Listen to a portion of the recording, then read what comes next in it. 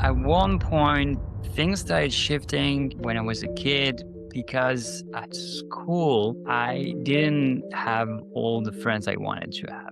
But one thing that's very important is listening. And that's why I love meditation, because meditation is the art of listening to yourself.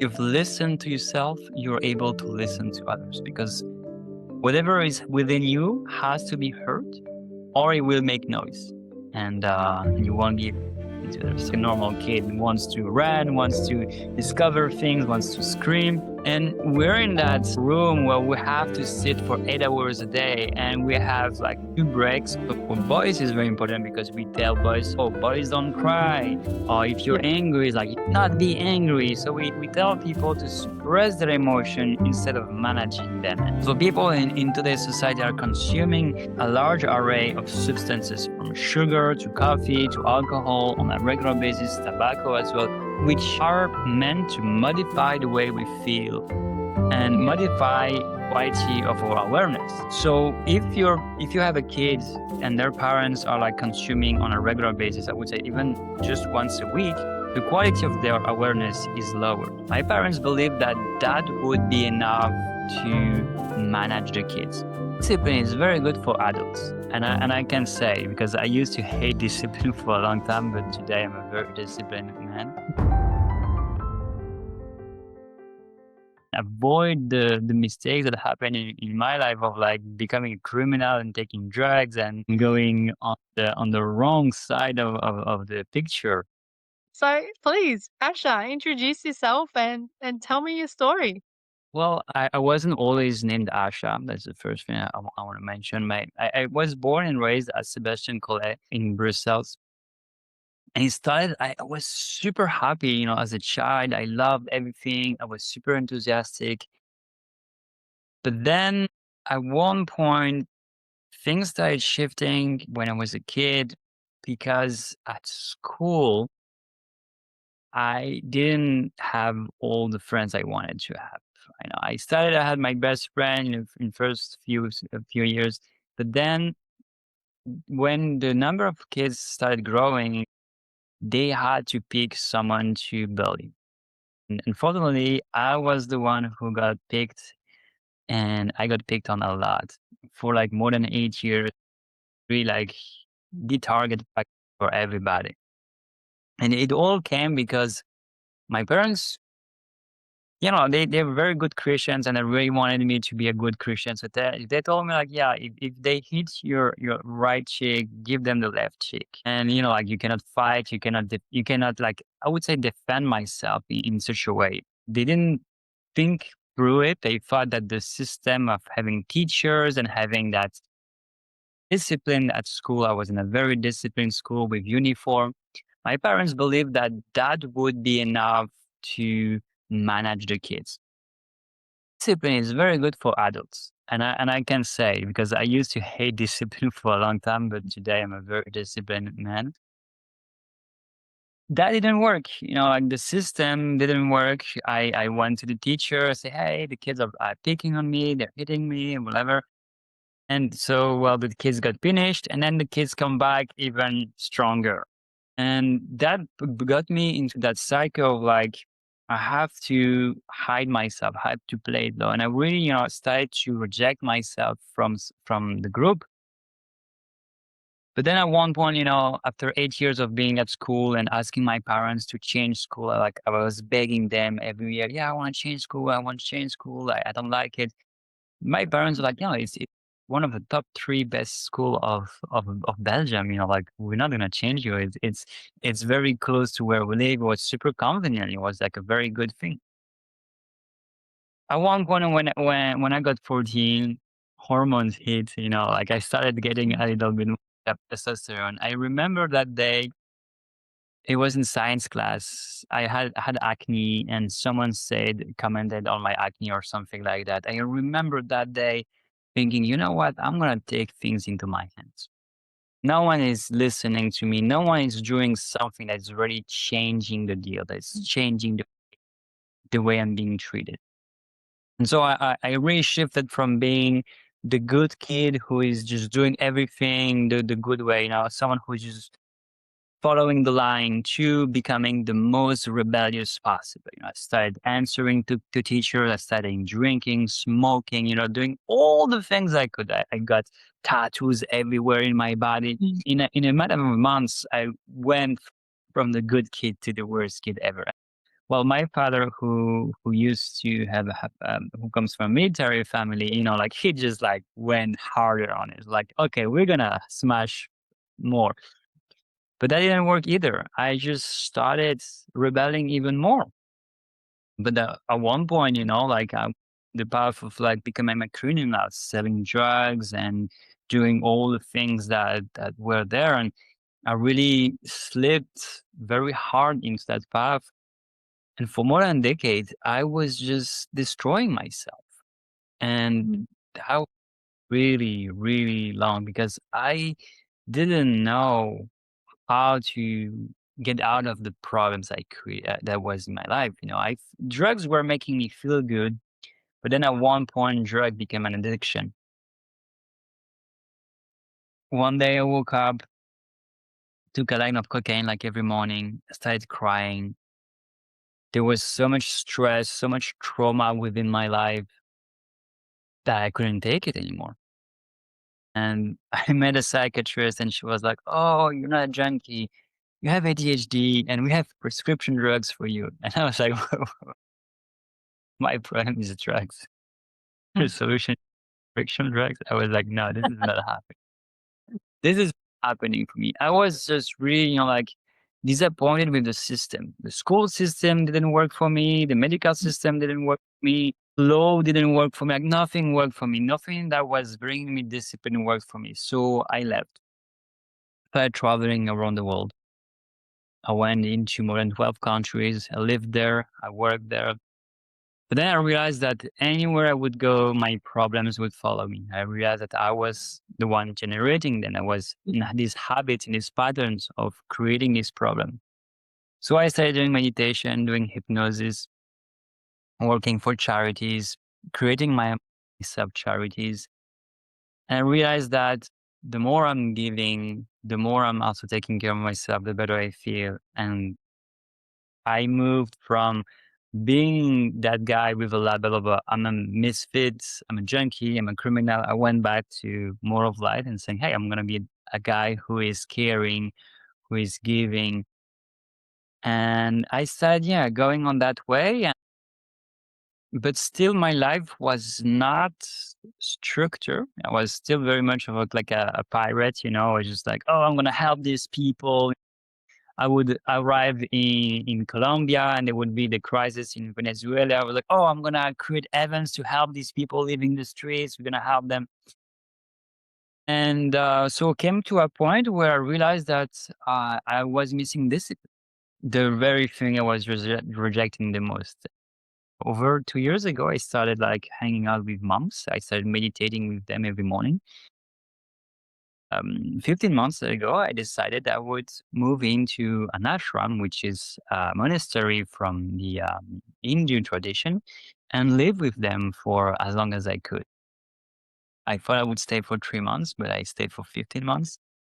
And I learned how devotion, discipline are really such important things in life. How, the more we are removing ourselves from the way, like disappearing the what is the me, because all the problems we have in life, all the suffering is because we think about me. I have this problem. But Yeah. when we start, how can I help others? How can I Yeah. give to others? Remove the pain and we focus on the love we have, we focus on what we can give to others. And that is the moment where your life changes because to give something to someone, you need to have it. So if you want to give love to someone, you need to first generate love within yourself, feel that love, and then give it. And it goes the same for hatred. If you want to hate someone, you can do it, but you're going to have to feel that hate before. So when you put yourself in that state of like, I want to give love to people, you start living love and happiness, joy, whatever feeling you want to give to people. The more you want to give a positive feeling, the better it is for you. So yeah, that's mainly my story. I really went from different places, understanding that everything is not perfect, and we're all doing the best we can. But one thing that's very important is listening. And that's why I love meditation, because meditation is the art of listening to yourself. If you listen to yourself, you're able to listen to others, because whatever is within you has to be heard or it will make noise, and you won't be able to listen to others. So that's an introduction. Thank you. Yeah, that's an amazing story.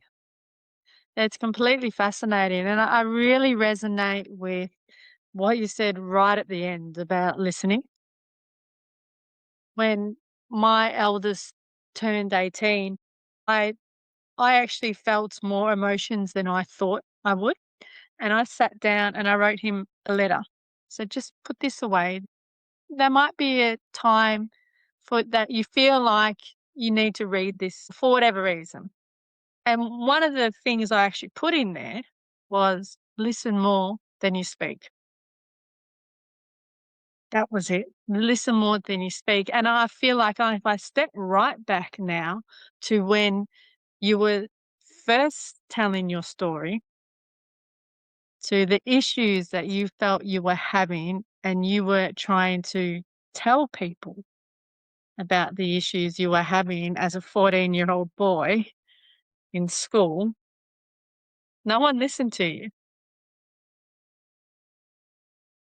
So, um, do you think that if you had have felt heard by your parents and by your teachers at school, that things might have been a bit different? Like, what outcome would you have wanted them to take besides moving schools? Like, what could they have done, do you think? Well, looking back, I think that what would have needed to be done is really create connection between the parents, having the parents to know each other. Because what I've seen, is that parents, if they meet other parents, that's maybe once in a while, once per trimester, because the teacher has to share something with the parents. So the parents in a class are the complete strangers. And there's no empathy of like, oh, we need to raise our children in a way that or children will behave in a correct way with others. This is the thing, because what I saw, I'm a particular case where I was in a high level school where there would be some parents with a lot of ego, like we are like the most important here in the school, or other parents will be like, oh well, my father was a worker man, and then there's like lawyers and other people like. So I could see that there was like some sort of like hierarchy in the social ranks there. So having connection, like between parents, but also teaching children how to connect with each other. This Yeah, is some have, like when I look at the way it was when I was a kid, we kids we need to move a lot. Like I was hyperactive, like a normal kid, wants to run, wants to discover things, wants to scream. And we're in that room where we have to sit for 8 hours a day, and we have like two breaks. We have one break in the morning of like 20 minutes and one break of 1 hour at lunch, and we have to eat. So all that excess energy we have, we don't have enough time to scream it out, to run it out.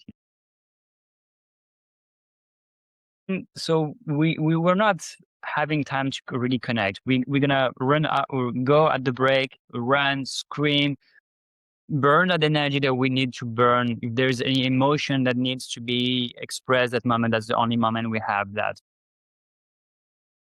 While being in a space that is confined and all the screaming is being echoed, so it's just like not like the best place to do it, but you only have that best. So kids don't really have the opportunity to reconnect. Having within the curriculum, having that idea of connecting people, like there's all these listening exercise of like listen to a kid and then repeat what they're saying, or having someone else to repeat. Like there's so many conscious connection exercise that we do. I've been doing as an adult to learn how to really connect with people and make them feel heard, make them feel seen, which I've never learned. And then also teach kids how to manage their emotions. This is so yeah, important. Like I see, like I don't believe that the kids who picked on me were bad kids by themselves, but they had something at home that make them have the need of expressing something. We repeat what we learn. Now, if your parents scream at you because you did something, a kid will scream at another kid because he did something. Yeah. So teaching kids to interact with each other on a equal level, but also helping them to not unload their emotion to someone else and learn, hey, if you feel anger, if you feel this emotion, like recognize your emotion and then know how to express them. And that is Mm. very important.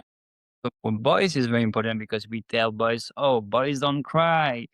Or if you're Yeah. angry, it's like you should not be angry. So we tell people to suppress their emotion instead of managing them. And then we have people who just burn out, who in the Yes. office destroy and go rampage. You know, we have all these videos on social media of like people in their 40s that start breaking everything in the office because they're like it Yeah. just explodes.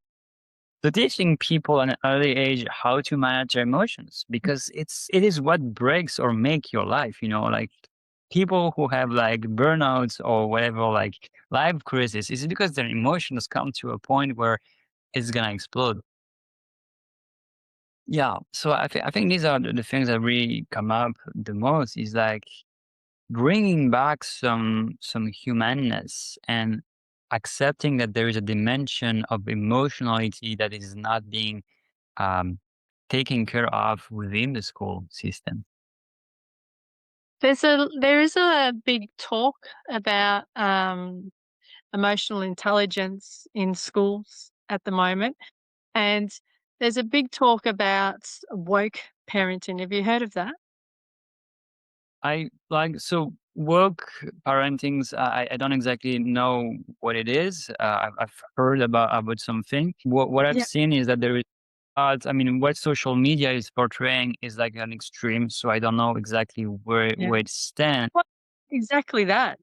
To be honest, it's parents refusing or woke parenting is a derogatory term that some people put on parenting, whether it's right or wrong. I'm not here to say whether it's right or wrong, where you are trying to teach the kids emotional intelligence and about their emotions and what they're feeling and what they're thinking and what they should do when they feel those emotions and actually label them and name them, which I don't think is a bad thing. But then, it goes the other side as well that that is too soft and we're starting to get disciplinary issues again. So I'm just wondering what your thoughts are on that, if you have any. I know you mentioned that you haven't really heard much about the woke parenting movement. It's kind of the pendulum swinging back the other way a little Yeah. bit, I think. Discernment we need to have. We need to like nothing is wrong or right in its essence. It is just the way we use it. It's like everything can be a cure and everything can be a poison. This is the thing we need to know, and that's why mindfulness teaches us to be in present moment because you can use meditation as a way to escape. You can also use meditation as a way to Yeah. be more present. It's always, like asking yourself, do I know exactly the situation? Have I listened? Because the listening is the key and understanding is this kid, because I've seen also kids, like pushing their parents to their boundaries in order to manipulate them. And I've been there. I've also, when I was a kid, I was pushing my parents to their limits so I could manipulate them. So understanding where is the problem? Is the kid manipulating me or am I having to be more disciplined here and Yeah. just being more firm and learning how to whatever parents to have the balance between the two. When I'm looking at my parents, my father was only the hard discipline and it was no softness there. My mother Mm. was not able to discipline.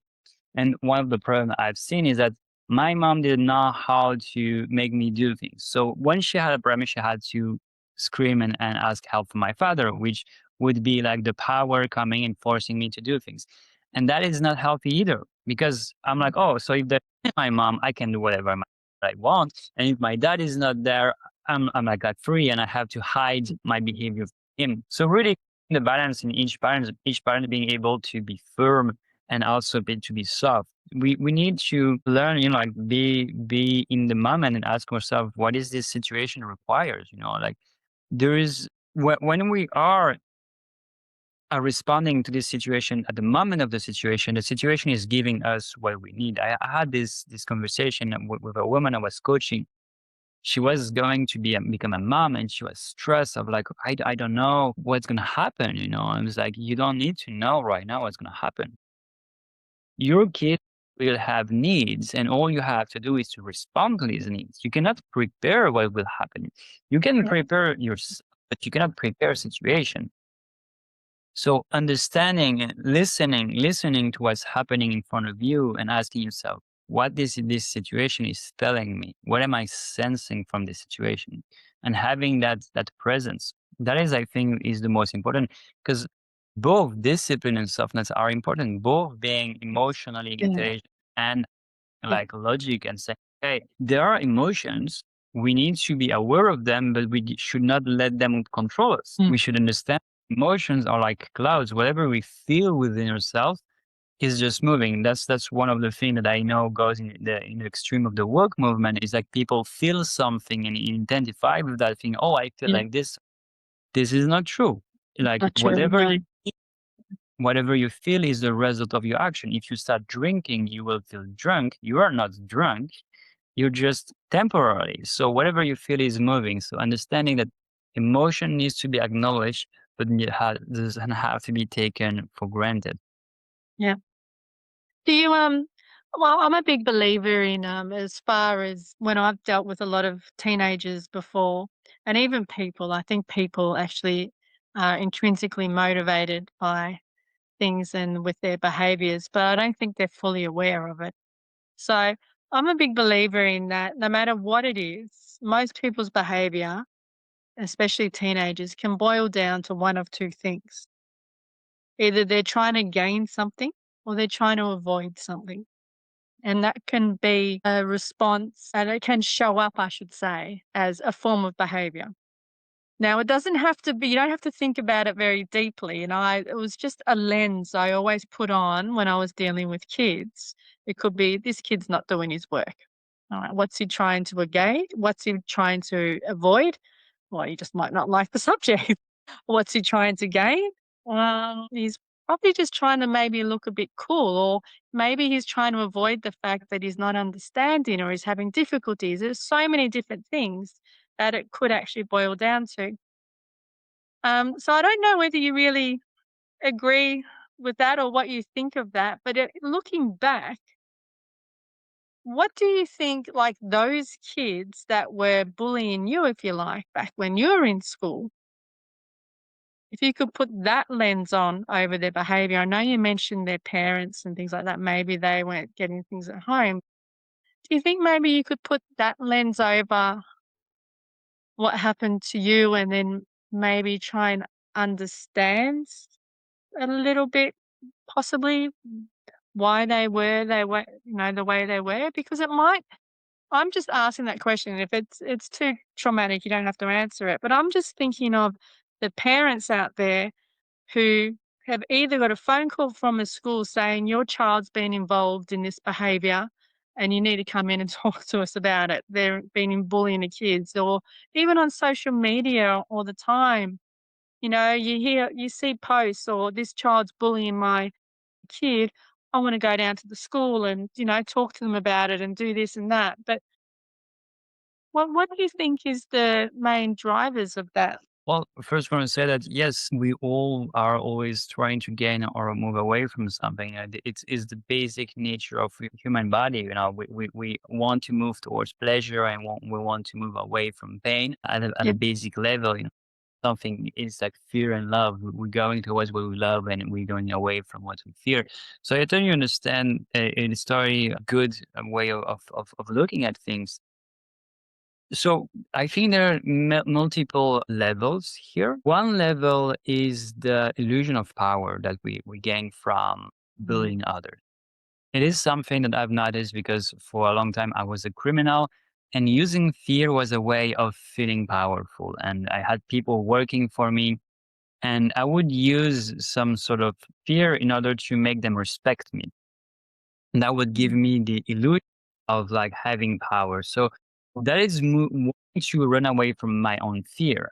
If I'm scaring the others, I'm the scary one, so I'm not in danger. If Mm. you eat the lion, you're not the prey, you're the predator. So it's a very basic way of thinking and illusory way because there's always a bigger lion. And that's Yeah. something I've learned um, in that life. So I think one of the motivator would be that, like feeling that they are in control, that they don't have to feel the fear. Something else that could be is really wanting to have attention from the parents, and that's something that Yeah. I had as a rebellious teenager. I didn't have attention from my father unless I was doing something wrong. Like my father always said, like if everything is right, there is no need to have a commentary. I'm always only gonna intervene if something is wrong. So in my case, there was a lot of desire of having connection with my father, Mm. which I'm not able to really have unless I'm speaking with him about things that he wants Yeah. to be interested in. So I noticed that this is a behavior that many kids would have when they don't feel like they're receiving enough attention from their parents. And the only way they know how to get it is by having a negative behavior, a behavior that will force the parent to go out of their way. So many parents are like sucked up by the work and even some by social media today. So they don't pay attention to the kids. And if the parent like drinking or something else, even when they can give attention, they're not able to give full attention. Like my father is still an alcoholic, and I've been a drug addict. I've been an alcoholic. I know what it is to be like right now. It's been a few years and sober, and the level of attention, the level of focus I have today is light years away from when I was taking drugs. And I know from the last time I had drink, like I think 6 months ago, I had like one glass of wine, and the next day I could feel how much I was affected by it. Yeah. So people who are even drinking once a week or even drinking caffeine, because caffeine, we feel that it gives us more focus, but actually it just gives us more energy, which is not focus. So people in today's society are consuming a large array of substances from sugar to coffee to alcohol on a regular basis, tobacco as well, which are meant to modify the way we feel and Yeah. modify quality of our awareness. So if you have a kid and their parents are like consuming on a regular basis, I would say even just once a week, the quality of their awareness is lower. So you cannot have the full spectrum of attention of a parent as a kid, and you Mm. need some as a kid. Like like just for the positive thing. Oh, look, I call it the ice cream moment. Like you find a new flavor of ice cream, you just love it, and you want to share it with all the adults. Like as a kid, you discover something new, something you love, and you go to your parents like, "Mom, look, I discover like lemon Yeah. ice cream," and the parents, what is lemon ice cream because you're 40 years old. You had Yeah. so many Yeah. as a kid. You just want to share that, just those little things. Yeah. And when you can share that, it makes you feel so good. Oh, they acknowledge that I've discovered something good. Yeah. I think it's important because, the acknowledgement of what is good and what is wrong is what kids are seeking. Is this good? Do you also believe it's good? It's not just, oh my God, this is amazing. It's just asking, hey, am I going the right direction? Am I growing the right direction? What parents underlook is that education is not happening while giving discipline. It's not happening when Right. you receive your marks. It's all the little moments of like, hey, I'm gonna make a little gesture. I'm gonna tuck you in. All the little moments. This is what creates education. It's not having a list of rules. You're going to sleep at 9. You have to brush your teeth. This is discipline. It's very good, but that's not education. The real Mm. education seeking from our parents is the acknowledgement of like, am I making the right choices? Are the choices I'm making right now will take me towards being an independent, healthy adult? And so when a kid is not receiving that, and all we know is what we do wrong, is like, okay, gonna do Yep. more of the wrong things. Like this, I know what is the scope of all the bad things. And then by opposition, I might be able to find out what are the good things. And what I saw, and that's not just with me, but I saw a lot of men saying that their father never acknowledged the right things. And this Yeah. is something I had here when I was living with the monks here. The headmaster rarely acknowledged the things that are made right. And I was speaking with one other one, and he was like, "Yeah, this is something happening." And I noticed that it's something happening in older generation of men that they don't want to acknowledge the positive thing. Yet it's super important because that's how we learn to manage ourselves in life. So yeah, in a few words, the very important thing is to give more of that little moments of attention because these are the ones who really built the character, knowing like, hey, you did good here. It just takes 10 Mm. seconds for a child. It's just the difference between knowing what is the right path and what is the wrong path. I think that's so powerful. I think it's all there in a child's mind, or they don't remember the activities or the holidays or the day-to-day nuances, even as adults, but they'll always remember the way they felt when you said something like that to them.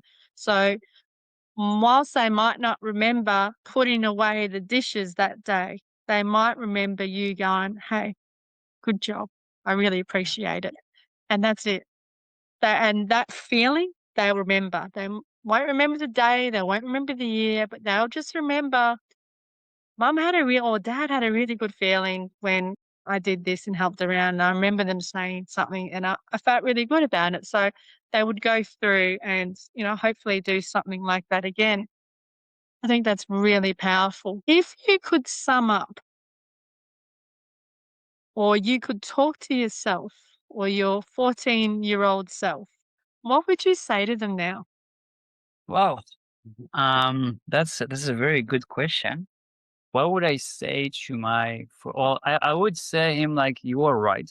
Like you were right to be pissed off. I would really acknowledge all the part of him who really felt hurt, who really felt unseen, which is like you are right. There's things that are not happening in a way that is supporting your development as a man, as an adult. I mean, there's this big crisis, and without going too much within it, about masculinity and gender.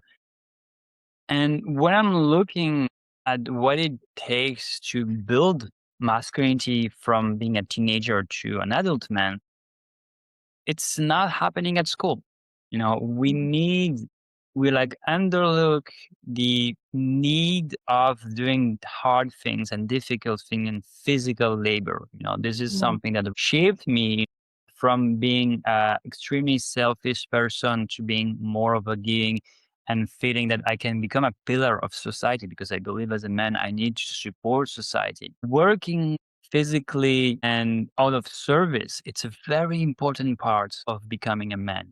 My physicality, working in a way that the testosterone that is growing, that is coming when you're a teenager, is being channeled into the development of my physical body. Because testosterone is a hormone that is supposed to help me grow my muscles. But when you're spending 8 hours a day sitting on a bench, listening to someone, and all your energy is going to your brain. You just learn to overthink. You're not learning how to develop. You have this excess of testosterone within your body that just creates nervousness. That creates problems. You don't know how to manage your emotions. You don't know how to manage yourself within society. So all you know to do is to either shut up or explode. This Mm. this is where we are. So I would really, go and see my younger self and say, hey, you know what? Your desire to drive at the time I was riding a bicycle all the time. I was just really all my transportation was made by bicycle because I needed to burn that excess energy. I would say like this is very normal. You need to burn all that testosterone. You need to burn that. So really teach him to how to use breath as an anchor Mm. to the present moment. Use breath as a way to manage these powers. Men are being suppressed in their power. We have that testosterone, we have that ability to build the world. Like, I mean, men have been building a lot of things, have been creating.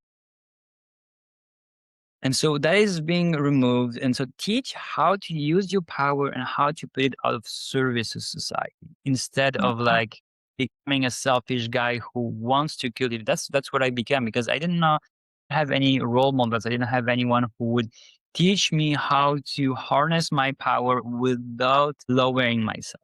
Because at school, we're taught to lower ourselves and we're told that our personal power is not good, like you're gonna be selfish. So we teach Mm. young to have that power, but put it into the service of society without forgetting that they have to benefit from it. That's really interesting. That's really interesting. And I hear I hear 2 things in your story. I'll be completely honest. I hear 2 things about what you're saying. I hear 1, I hear the 14-year-old boy in you is getting that surge of testosterone is really a time in a child's life, a young boy's life, where he starts looking for those older role models, those older male figures to look up to learn how to, be male, be a man, or what do we do? Like, how do I Yeah. do this? How do I grow into this body? So that's one of the first things I hear, and I think that was probably missing for you. And it's so important for the young males as they grow that they have someone outside of their father who they can look up to as a role model, whether it's an uncle, whether it's just a trusted friend or family member or something. Otherwise, what can happen is they can find it in the undesirables. So that's one thing I hear. And another thing I hear is I actually hear your pent up energy and your undiagnosed and unrecognized ADHD as a kid. Is Yeah. what I hear. Would you agree with that? With I, I what I've was said I there? was diagnosed ADHD. That's when I was 27, when I decided I would stop taking drugs. I wanted to see a psychiatrist, and she was like, "You have ADHD." And she was Yeah. like, "You're not a junkie. We have prescription drugs for you." And that was just like, oh my god. But then looking back, I think ADHD is just a symptom of that system that is not taking Yeah. look on the needs Not a of like, mm, correct. of this. ADHD would not exist if there was a structure made for men and for women to be able to exist within their physical body. Yeah, all the problems of overthinking, of overdoing, is that people are not connecting to their body, like burnouts, all the problems Mm. we have in society that's connected to work is because people are not listening to their bodies. Their bodies are giving them information, and we are learned to shut them down. I mean, the simple example is that you cannot go to the bathroom whenever you want when you're at school, and you're like, oh, I want to have to, I'm going to Yeah. go to the bathroom. Yeah. And, as a teacher, some kids would use that as an excuse to leave the room. That's something I can All the understand, time. Yeah. and I'm sure a lot of have done that, and I probably have done it too. Listening to your body and creating that relationship of trust with the body instead of like just being the brain. That's what we really what we need to do. I would say kids should at least have 1 to 2 hours every morning where they're burning that energy. And when they're in that more relaxed state, they can learn because learning is about being in a relaxed state. You cannot learn when you're nervous. Wow, that's really powerful. Do you still speak to your parents now? Yes, I am trying to connect with them. It's not easy all the time. I think they don't have the tools to really, like communicate. They'll know how to put boundaries in their own life, and they don't know how to, like manage things. So I have conversation with them, but it's still very surface level. I've never been able to really have something deep, and the only times when I wanted to have something deeper it didn't really work. My parents need to learn how to manage their emotions, and I think that this is not their priority right now. But I'm sorry to hear that. I'm really glad to hear that you've tried and think it's something that I feel very strongly about as well. I think if we can help parents with their kids as they're growing up, I mean, you have gone extreme, from, and I don't think every kid will walk that path, but I think it's every parent's fear, to be honest, literally every parent's fear. But then I think it's really important that at the other ends of that, I mean, we're only teenagers for a very small amount of time, but so much damage can be done in that small amount of time to the relationships around you that will just carry on Yeah. for a lifetime almost for a lot of people. So my goal is to educate parents how to build that relationship earlier on so they don't end up in that phase and in that fractured kind of relationship, or where, their child doesn't want to speak to their mum or dad, or the parents don't want to speak to their child.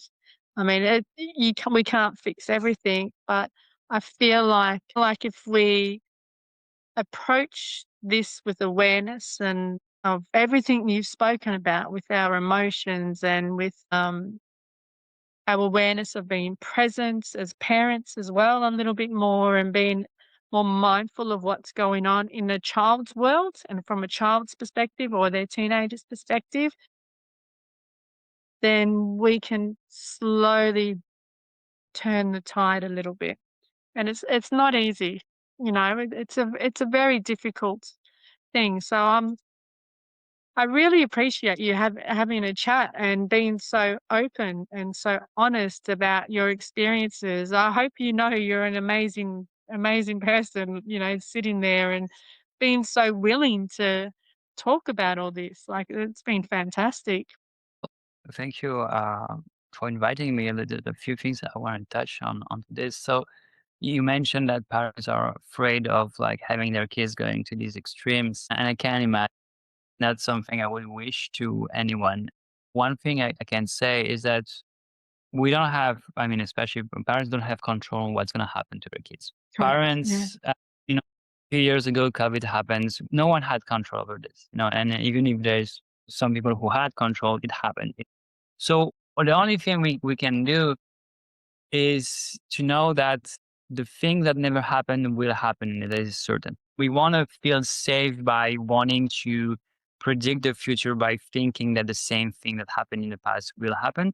But there is more often things that never happened that happen that are repeating. There is the illusion of repetition in history, but what's happening is really new things are happening and they're similar to old things. So what we can do is really teach children to analyze what's happening in the moment and respond to it and have a precise response to everything that's happening.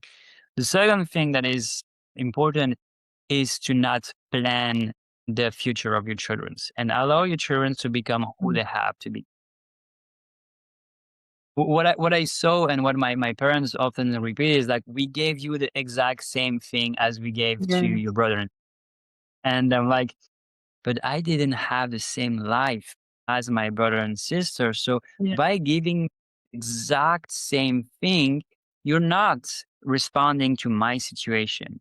You Yeah. are doing what is easy for you, which is to repeat the same education. And I grew up when the internet started booming. My life is totally different, and the influence I had in an early age is very different than the influence that my brother had. And as of today, as I'm a master hypnotist, and my work is to enter the subconscious of people, I can say that a little difference in what's happening in a kid's life can have tremendous impact on what they love. Like I grew up with television, with internet in a very strong way and had a strong influence of pop culture coming from the US, which really shaped me in a way that my brother and my sister didn't have. So it's very And to discover the child as it as it's growing instead of planning the future. Mhm. And when you accept that the only thing you can do as a parent is support your child into growing into who he or she is supposed to become, you are removing the fear of like, "Oh, this is the expectation I have." Because I see a lot of parents having expectation. I want my kid to be this or that, and they put a lot into that image they create, and their kids are suffering. And these people are Mm. becoming my clients. They feel like they need to fit within an image that their parents has imposed into them, and they suffer from that. And then their parents are scared that the kid is not fitting into that image, which is Mm. where the whole and there's a disconnection. So observing the kid and asking yourself, where can my kid go? Is my kid able to grow within that shape? Or should I let my kid grow within a shape that is connecting to the reality of the world? Because Mhm. the world is always changing. And if we want to have happy and healthy children, we need them to grow in a way that they are embracing the world today. Today we are going to be in a world where there's going to be more and more automated machine, intelligence machine. So we need to have children able to live with that rather than thinking, oh, we're going to just give you the same education as 50 years ago. We Mm. cannot. Yeah. We Right. need to adapt the education, and then you like allow the beauty of life to do its work. Life has given us at birth everything we need to survive until the end of the year. If a kid survived until 5 year old, we could safely say that it has everything it needs within itself to grow as a healthy adult. We already had children who has been abandoned as early child when they've moved towards the moment they can start working and feeding themselves. So we need to understand that everything we need is within our DNA. Within our DNA, Yeah. we have information. All that we need to become a part of society is intuitively within ourselves. So that is something we need to remember is that we are meant to survive. It's been hundreds of thousands of years that genetics has been done like this. If you are alive today, the natural selection has been in your favor. You survived the ice age. Your genes survived all the things that happened. The worst thing that could happen on Earth until now, your genes have survived. So you can already think about that. You have the genes of a survivor. You know, all Yeah. the people who were not meant to survive already died. So that is something you can imagine. Your kids have DNA that is more valuable. Yeah, and they need to know that, don't they? They need to be exposed to that wonder and that mystery and that amazement, and they lose it as they grow. But as adults, they need to be. We need to be. We all need to be reminded of that. I think. Yeah, that's amazing. Well, I've really enjoyed having a chat to you, Asha. Is there anything else you would like to say before I wrap this up? I just want to say, like, connect with your kids. They're gonna grow faster than you can imagine. It's gonna be even faster for you to regret the moment they were like so little. You could take them Mhm. in your hands. Every moment is unique. Just every moment you have with your kids, make it worth it. Yeah. Yeah, I totally agree. That's actually the tagline of my podcast and my school community is connection over correction because I just think you got to start there. That's it. Yeah. You just got to start there. Did you want to tell us a bit about your community or your work or a little bit of a shameless plug? Yes. Like, go for it. My work, I work as a master hypnotist, is focused on the subconscious, but I also help with implementation within having a healthier lifestyle. I currently work one on one only with male entrepreneurs and helping them to be more performing at work, making more money. so they can spend more time with their family. But I also love giving my work for free. So if you want to have an experience of what it means to receive a deep hypnosis, I'd be super happy to give it for you for free. This is something that I want people to know because it have and changed my life, and as much people could learn about it, as the better the world would be. Yeah. So if you're an entrepreneur, you can join my community, and if you're a parent and you just want to receive something for free, just reach out. Both are possible. Oh, awesome. Oh, that's lovely. Thank you. Well, I've really enjoyed having a chat to you, Asha. No worries.